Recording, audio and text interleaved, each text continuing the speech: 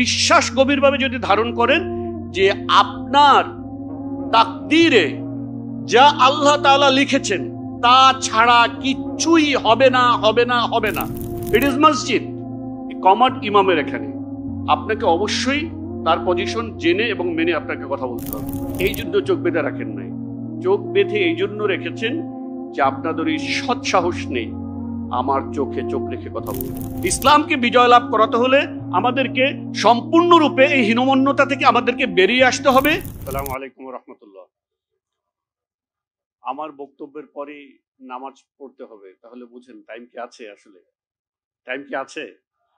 Time নেই। অতএব বেশি কথাবার্তা বলা যাবে না। আমি তেমন কোনো কি বলে আপনার কোনো কাঠামোগত আলোচনা করতে পারবো না। কাঠামোগত আলোচনা আলহামদুলিল্লাহ অনেক হয়েছে, অনেক শুনবেন। আমি আমার নিজের কিছু পার্সোনাল এক্সপেরিয়েন্স বর্ণনা করব। আমি ব্যক্তিগতভাবে অনেক গুনাহগার, কিন্তু আল্লাহ তাআলার অনেক স্পেশাল রহমতের ভোগকারী। স্পেশাল রহমত বলতেছি, অনেক রহমত তো আল্লাহ তাআলা অনেককে দেন, কমন ভাবে থাকে, কিছু স্পেশাল রহমত থাকে না? এরকম কিছু স্পেশাল রহমতের ভোগকারী আমি। আল্লাহ তাআলা যেন আমাকে তৌফিক দান করেন সেটার হক আদায় করার। এই স্পেশাল রহমতের ভিতরে একটা হলো ডর ভয় একটু কম থাকা। এটা আমার কোনো অর্জিত গুণ না, এটা কোনো অর্জিত গুণ না, হোয়াট এ ডিফল্ট। এটার জন্য এটার যা কিছু ক্রেডিট এটা সবই আল্লাহর। এটা কেন বলছি, কিছু এক্সপেরিয়েন্স বলতেছি আমি। আমার বয়স তখন 10-11 হবে। আমি হিপস পড়ি মাত্র, হয়তো মনে হয় এখন একটু এক্স্যাক্টলি টাইম মনে নাই, হয়তো মাঝামাঝি বা এরকম হবে। আমার আব্বা আমরা খুলনাতে ছিলাম, খুলনাতে জুট মিলে চাকরি করতেন। জুট মিল এলাকায় খুলনার অনেক ভাইরা আছেন, আপনাদের অনেক যাওয়াটাও আছে। ওই সময় দারোয়ান যারা থাকতো গেটে, অনেক রকম বড় বড় গোফওয়ালা দারোয়ানও থাকতো। এটা পাকিস্তানের সময় ট্রেডিশন, ঠিক আছে? একটু ডর ভয় দেখানোর জন্য, মানুষ যেন ইয়ে করে না ঢুকে যায়। তো একদিন আব্বার সাথে কোনো এক প্রয়োজনে আমি মিলের ভিতরে যাব, অথবা এই পাশ থেকে ওই পাশে যাব। তো ঢোকার সময় দুই দারোয়ান, আমি ঢুকে যাচ্ছি, বলতেছে ঢুকে গেছি, প্রায় দাঁড়াও দাঁড়াও, কি হুজুর সালাম তো দিলা না। আমি মাদ্রাসায় পড়া, যেহেতু টুপি, ছোট মানুষ, হুজুর সালাম তো দিলা না। তো আমি চট করে বলে ফেললাম, আমি বুঝি নাই আপনারা মুসলমান না হিন্দু। তাদের দাড়ি ছিল না। আব্বা আমাকে একটা ধমক দিল, বলে ওই পাশে নিয়ে গেল। তো দেখেন, ওনারা যদি আমাকে অ্যাকচুয়ালি আদাব সেটা যদি রক্ষা করতে চাইতেন, তাহলে কিন্তু ওনারা খুব বলতে পারতেন, আসসালামু আলাইকুম চাচ্চু, কেমন আছো তুমি, কোথায় এসছো, এটাই তো আদব ছিল, তাই না? ওনাদের পারসেপশন কিন্তু এইটা না, যে আমাকে যে সালাম দিনাই, এইটা মূলত আমাকে শিখানো তাদের উদ্দেশ্য না। আমি হইলাম পিচ্চি মোল্লা, আর তারা হলেন সমাজের মেইন স্ট্রিম, তাদের উদ্দেশ্য আমাকে একটু সাইজ করা। বাট আলহামদুলিল্লাহ আমি এই চান্সটা তাদেরকে দেই নাই। দ্বিতীয় আরেকটা ঘটনা বলি, সেটা হলো আমার এলাকার, তখন আমার হিপস শেষ হয়েছে, মাদ্রাসায় মনে হয় 1-2 ক্লাস পড়েছি, তখনও ছোট। আমার হিপস খুব আর্লি বয়সে শেষ হয়েছিল। তখন বয়স কত হবে, 13-14 হবে আনুমানিক, এরকম কম বেশ। তো আমার এলাকার মসজিদের যিনি ইমাম সাহেব, উনি এক ছুটিতে জরুরি বাড়িতে যাবেন। সেনহাটি এলাকার আমাদের খুলনার অনেক ভাইরা আছেন, তারা জানবেন, খালিশপুরের ওপারে। তা আমাকে বললেন যে, রফিক, তুমি কি আজকের এই আমার জুম্মার নামাজটা একটু পড়ায় দিতে পারবা? তাই বললো, আমি তো কখনো জুম্মার নামাজ পড়াইনি। তাহলে পারবা তুমি, চেষ্টা করো। তো এর আগে আমি ওই যে হিপস যেহেতু করেছি, আমি তারাবির নামাজ পড়াইছিলাম। খুলনার ভাইরা চান, যে খুলনা দোলখোলা মসজিদ আছে না, মাওলানা সাকাওয়াত হোসেন সাহেবের, ওইটা আমি খুব আর্লি বয়স, ওইখানে অনেক বড় মসজিদ মোটামুটি, ওইখানে নামাজ পড়াইছিলাম, তারাবির নামাজ। তো হুজুর আমাকে দায়িত্ব দিয়ে হুজুর চলে গেছে। তো জুম্মার নামাজের সময় আমি মসজিদে গেছি, মসজিদে গিয়ে বসে আছি। তো মসজিদের যে সভাপতি উনি আসছেন, উনি এলাকার প্রমিনেন্ট সুদখোর। উনি এলাকার প্রমিনেন্ট সুদখোর, এবং আমরা আড়ালে আপটালে পোলাপাইন ওনাকে সুদখোর বলে ডাকতাম, ঠিক আছে। তো যাওয়ার পর বসে আছি, এখন বলতেছে এই সভাপতি আসছে, এসে বলতে নামাজ কে পড়াবে। তো আমি ছোট করে বললাম যে আমি পড়াবো নামাজ। তো বলতেছে তুমি কি নামাজ পড়াবা, ইন্টারভিউ দাও আসো। ঠিক আছে, আমি বললাম তাই, ইন্টারভিউ নেবেন, ভালো কথা। আমি অনেক কিছু জানি না, কিন্তু অন্তত 30 পারা কোরআন তো মুখস্থ করছি এবং মাদ্রাসায় 1-2 ক্লাস হইলেও পড়ছি। তাইলে আমার ইন্টারভিউ নিতে হইলে অন্তত এমন একজন ব্যক্তি লাগবে তার কমপক্ষে 30 পারা মুখস্থ এবং 1-2 বছর অন্তত পড়ছে। তো বলেন আপনি আমার ইন্টারভিউ নিতে হলে আপনি আসেন, ইন্টারভিউ নেন। তো উনি মানে বলছে না ভাতিজা, আমি আসলে ওটা মিন করি না, ওটা মিন করি নাই।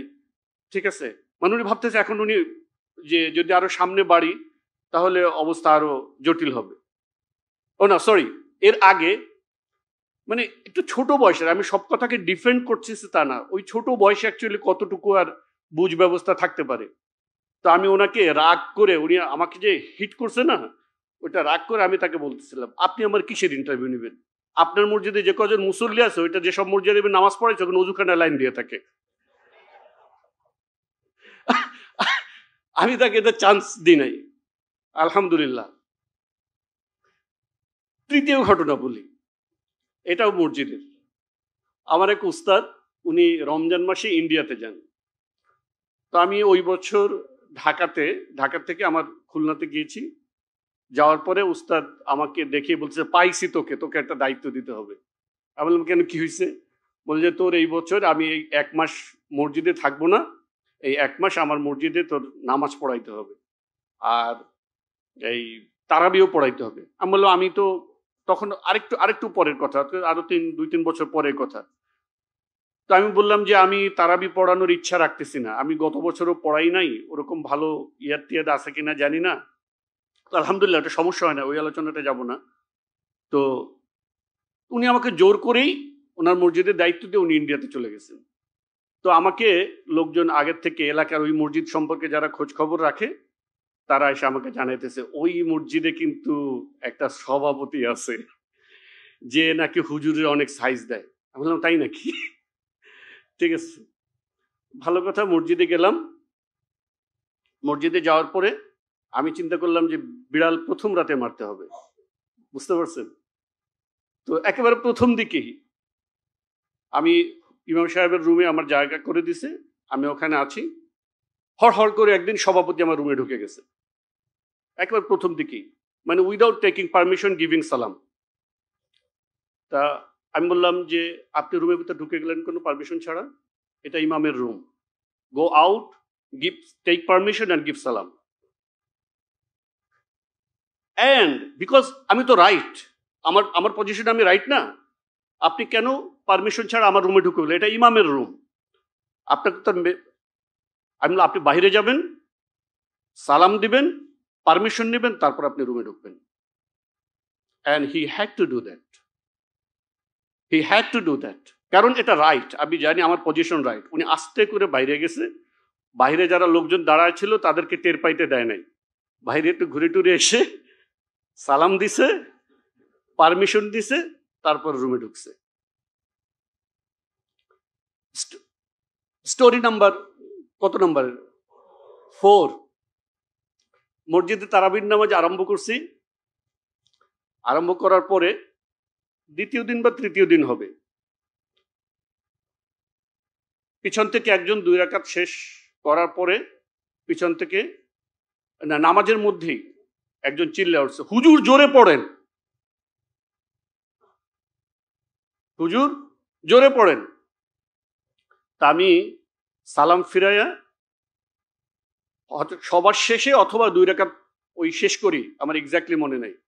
তা আমি দাঁড়ায় বললাম আপনারা বাপের সাথে যেমনে কথা বলেন, ভাইয়ের সাথে কি এমনি বলেন? বলে না। বললাম মায়ের সাথে যেমনি বলেন, বউয়ের সাথে কি তেমনি বলেন? বলে না। তার মানে হইল কথা বলার একটা প্যাটার্ন আছে, আপনি কার সাথে কথা বলতেছেন তার সাথে কথা বলার একটা প্রোটোকল আছে, তার সাথে আপনি কিভাবে বলতে পারেন কিভাবে বলতে পারেন না, রাইট? তার মানে হলো আপনারা যেহেতু বাপের সাথে যেমনি বলেন ভাইয়ের সাথে তেমনি বলেন না, মায়ের সাথে যেমনি বলেন বউর সাথে তেমনি বলেন না, তার মানে হলো ব্যক্তিভেদে কথা কেমন হবে এটা আপনারা মানেন এবং পালনও করেন। এবার বলেন ইমাম সাহেবের সাথে কথা কিভাবে বলতে হয়? টেল মি, ইমাম সাহেবের সাথে কথা কিভাবে বলতে হয় আমাকে বলেন। এখন চুপ সব। বলে ইমাম সাহেবের সাথে আপনি শুনতে নাই পারেন, আপনার একটা প্রবলেম হইতেই পারে, কিন্তু আপনি যদি আপনার সমস্যার কথা জানান তাহলে বলতে হবে হাত জায়গায়, আসসালামু আলাইকুম হুজুর, আমাদের একটু অসুবিধা হচ্ছে, আমরা শুনতে পাচ্ছি না, দয়া করে যদি একটু এদিকে খেয়াল রাখতেন। বিকজ এইখানে কমান্ড হলো ইমামের। Command car? ইট ইজ মসজিদ, কমান্ড ইমামের। এখানে আপনাকে অবশ্যই তার পজিশন জেনে এবং মেনে আপনাকে কথা বলতে হবে। আলহামদুলিল্লাহ, পরে আর কোনো সমস্যা হয় নাই। Incident 5, interrogation. ইন্টারোগেশনের সময় মানে ইন্টারোগেশন, হঠাৎ করে ইন্টারোগেশনে চলে আসছি। আপনারা তো জানেন আমি অনেকবার, মানে বিগত 10-12 বছরে আমাকে আমাদের ভাইরা অনেক সময় বাইরে দেখলে জিজ্ঞেস করতো, ভাই কবে বেরোইছে? এরকম একটা অবস্থা ছিল আর কি বিগত প্রায় 1 যুগ ধরে। মানে বাইরে দেখলে একটু আশ্চর্য হইতো, আসা যাওয়ার ভিতরে এরকম থাকতে হইতো। আল্লাহ তাআলার মেহেরবানি, এটার ভিতর বহুত ফায়দা, এই ফায়দা অন্য কোনো ভাবে অর্জন করা যায় না। তো নেওয়ার পরে প্রথম কয়েকদিন মানে ইন্টারোগেশন নাই, জাস্ট নিয়ে আটকে রাখছে সেলের ভিতরে, একটা সময়ের কথা বলতেছি। তারপরে একদিন নিল, তাদের অনেক বড় অফিসার আছে, একটা মানে একটা সাজ রব এদের মধ্যে অনেক বড় অফিসার আসছে, আজকে আমাকে জিজ্ঞাসাবাদ করা হবে। আমাকে নিয়ে কতক্ষণ চুপচাপ, অনেকক্ষণ পর পিন ড্রপ সাইলেন্ট, চুপচাপ একটা শুনশান নীরবতা। কতক্ষণ পর জিজ্ঞেস করতেছে, অ্যারেস্ট কবে হয়েছেন? আমি বললাম, I was never arrested, I was অ্যাবডাক্টেড।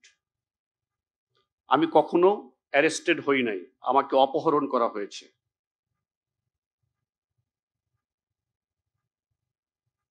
ঠিক আছে, বললো এখন কোথায় আছেন আপনি? বললো আমি অপহরণকারীদের আস্তানায় আছি। বুঝতে পেরেছেন? আমি কিন্তু চোখ বাঁধা, হ্যান্ডকাপ পরানো, they can do whatever they want to do.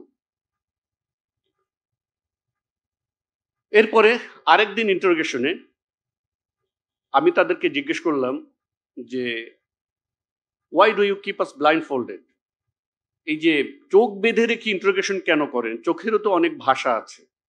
আপনি যদি আমার কথাকে সত্যিকারে বুঝতে চান তাহলে আপনার তো কথা ছিল যে আপনি আমাকে, আমার চোখও পড়বেন, তাই না?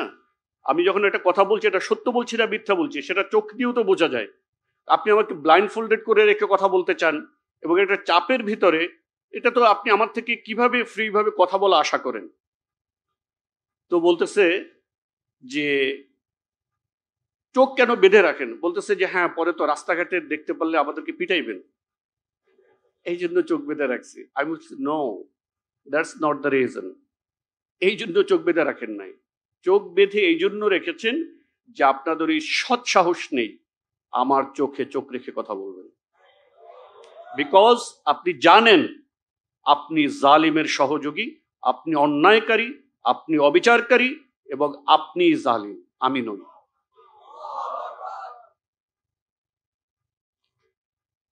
একেবারে কাছে আসি, আমাদের প্রকাশক ভাইদের অনেকে আমাদের সাথে আছেন। এই কয়েকদিন আগের ঘটনা, আমরা মন্ত্রণালয়ে গিয়েছি একটা কাজ করতে,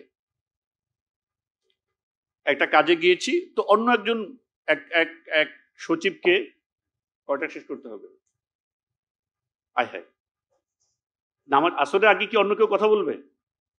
আচ্ছা, তো বললাম আমরা একটা মন্ত্রণালয়ে গেলাম কথা বলতে, একজন মন্ত্রীকে মানে উপদেষ্টাকে দাওয়াত দিতে যাওয়ার পরে আমরা গিয়ে বসছি। আমরা একটা ট্রেড অর্গানাইজেশন, একটা প্রকাশক সমিতির তরফ থেকে আমরা সেখানে গিয়েছি, গিয়ে বসছি। তার যে একান্ত সচিব তার সাথে কথা বলতেছে, বলে যে আপনারা বসেন, আমি আপনাদের কবে আসার এটার ব্যাপারে তারা কথা বলবে। কথা বলেই উনি আমার এক কলিগ মানে আরেকজন প্রকাশক, তাকে জিজ্ঞেস করতেছেন যে আপনার এডুকেশনাল ব্যাকগ্রাউন্ডটা কি, এটা তাকে জিজ্ঞেস করছে। তো উনি উত্তর দিবে কি দিবে না, বা উনি একটু মানে একটু কি হলো এটা। তো আমি ওকে খপ করে ধরলাম, why you asking this question, আপনি এই প্রশ্নটা কেন করলেন, আপনি এই প্রশ্ন কেন করলেন? আপনাকে ওনারা কি কোনো স্টুডেন্ট ইউনিয়ন থেকে আসছে যে আপনি জিজ্ঞেস করতেছেন কোন ইউনিভার্সিটি কোন ডিপার্টমেন্টে পড়ো? ওনারা ট্রেড অর্গানাইজেশনকে রিপ্রেজেন্ট করতেছেন।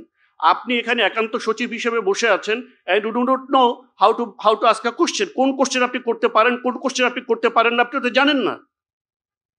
উনি বলছে সরি সরি সরি ভাই, ভুল হয়েছে, ভাবছিলাম তো আপনারাও হুজুর মানুষ, আমিও ইসলাম স্টাডিজে পড়ছি, এই জন্য আমি জানতে চাইছিলাম।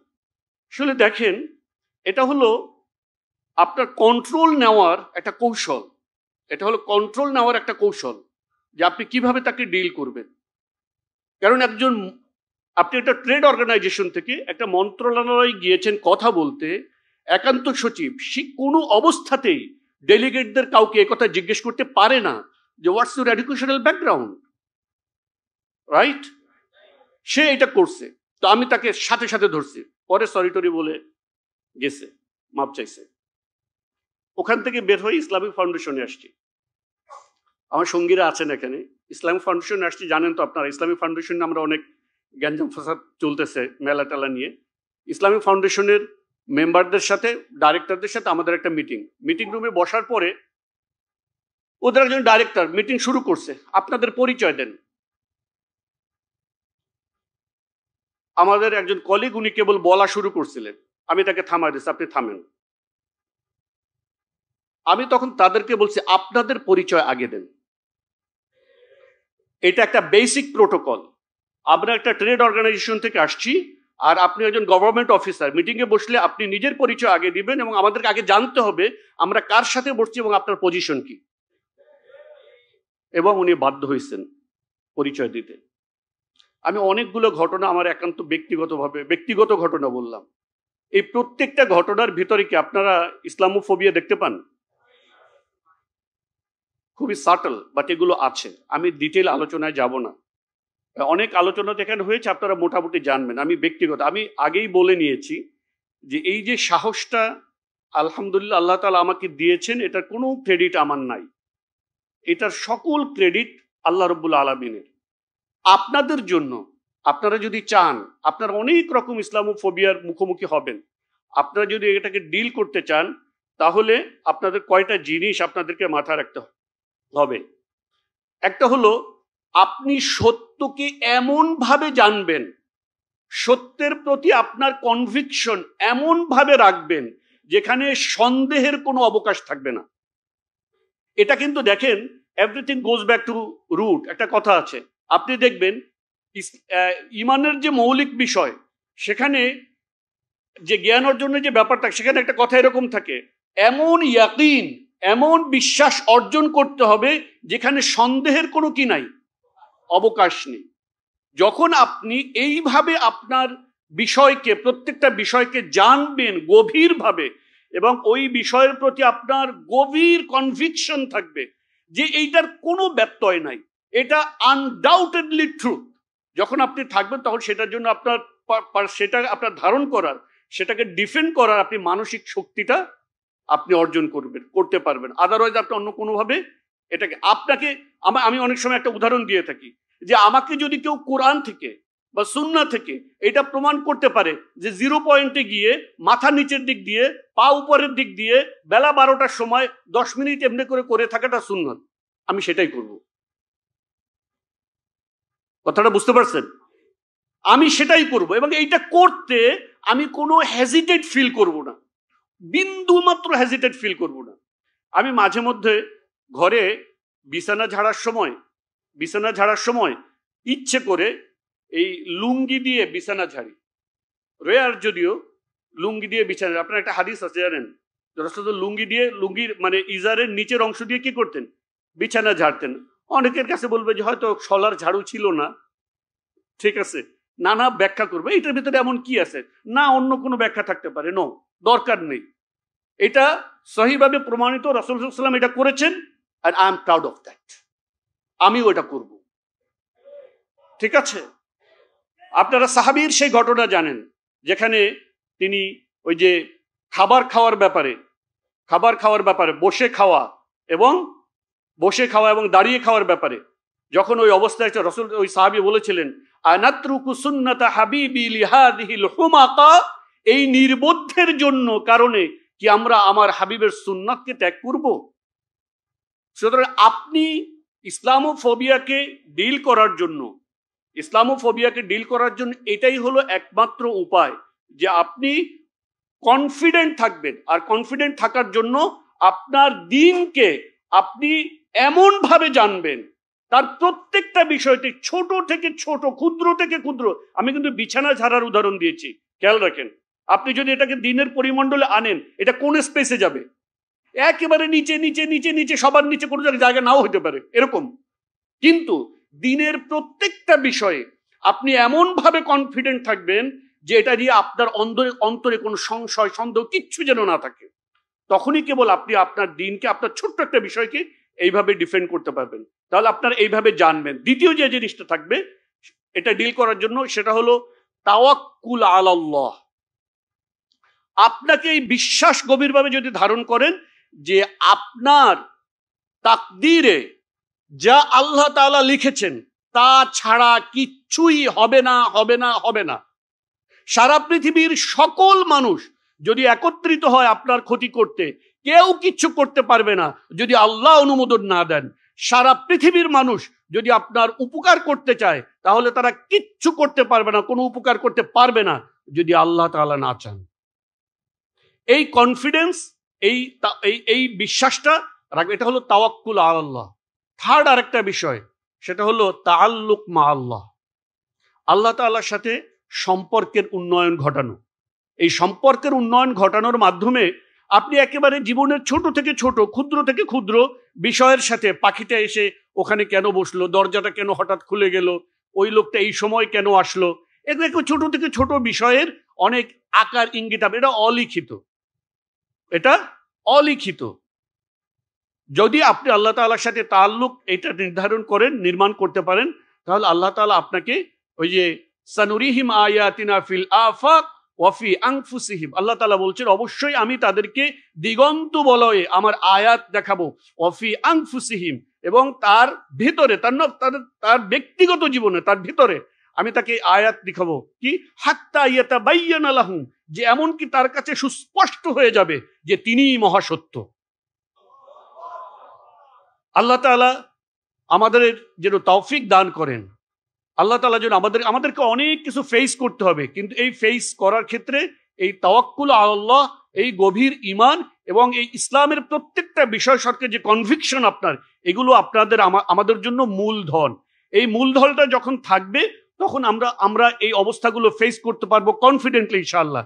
আর যদি এই মূলধন না থাকে, তাহলে আমরা কনফিউশনে ভুগবো, হেজিটেশনে ভুগবো, এবং আমরা আস্তে করে কম্প্রোমাইজ করবো। আজকে দেখবেন যে যারা কম্প্রোমাইজ করে ফেলে, কম্প্রোমাইজের কারণ কি? এই কারণ, কম্প্রোমাইজ যখন করে, তখন তাদের ভিতরে কিছু ঘটনা ঘটে। এটা শেষ করে দিব। এটা এক নাম্বার, দেখবেন যে তারা European institutions and system, contemporary European institution and সিস্টেমগুলোকে তারা ধারণ করার চেষ্টা করে।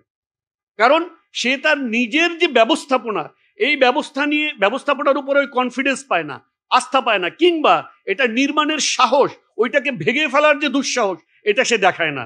তখন তার কি হয়? সে দেখবেন যে ব্যাংকিং সিস্টেম, এটা ওদের সিস্টেম, সে বলবে যে আমরা একটু ধুয়ে মুছে সাফ করে নিই, এটা আমাদের সিস্টেম বানায় নেব। সে তার ইকোনমিক সিস্টেম, সে ওইটাকে একটু ধুয়ে মুছে সাফ বানায় নেবে। সেটা সোশ্যাল ভ্যালুজ, দেখবেন যে আলটিমেটলি ওদেরটা, মানে সবকিছুর আগে ইসলাম লাগায়া এটাকে একটু ধুয়ে মুছে সাফ করে নিজেদের মতো বানায়। অথচ এইটার যে কলিজা, গুর্দা, ইন্টারনাল যে মেকানিজম এন্ড ডিজাইন, এই গোটা জিনিসটাই কাদের করা? কাফিরদের করা। তারা এটা পরিত্যাগ করতে পারবে না। তারা দেখবেন যখন ইসলাম কায়েম করতে আসবে, তখন এসে ডেমোক্রেসির কথা বলবে। ঠিক আছে, ডেমোক্রেসির কথা বলবে। এই সব জিনিসগুলো যখন আপনার এই ইসলামোফোবিয়া আসে, ইসলামোফোবিয়ার কারণে তাদের ভিতরে আইডেন্টিটি ক্রাইসিস তৈরি হয়। তারা ওটাকে ডিল করতে পারে না। ডিল করতে না পারার কারণে হীনমন্যতায় ভোগে। যখন হীনমন্যতায় ভোগে, তখন তার ভিতরে মানে আইডেন্টিটি ক্রাইসিস তৈরি হয়, হীনমন্যতায় ভুগে, তখন সে ছাড় দেয়। তখন সে বলে যে আপনার আচ্ছা গান না হয় না থাকলো, কাওয়ালি হইলে কি অসুবিধা। তার একটা সাবস্টিটিউশন দরকার, মানে কিছু একটা দেখাইতে হবে যে হ্যাঁ আমরা আছি তোমাদের সাথে, আমরা তোমাদেরকে রিজেক্ট করি নাই, এইটা তাদেরকে দেখাইতে হবে। আছে তো আমরা তোমাদের সিস্টেমকে মেনে নিয়েছি। মিউজিক, আচ্ছা কেউ কেউ তো বলে ঘুরাইয়া ফিরাইয়া নানাভাবে বলবে যে এটা তো কোনো না কোনো স্কলার তো বলছেন যে এই মাত্রায় জায়েজ আছে। অর্থাৎ তার ভিতরে সবসময় একটা এক্সিস্টিং সিস্টেমকে, কুফুরকে, হারামকে, এগুলোকে কম্প্রোমাইজ করে করে একটা পর্যায়ে অ্যাকসেপ্ট করার একটা মানসিকতা তৈরি হবে। এইটা আমাদের সমাজে হয়ে আসছে। এইটার মাধ্যমে কখনোই ইসলাম বিজয় লাভ করবে না।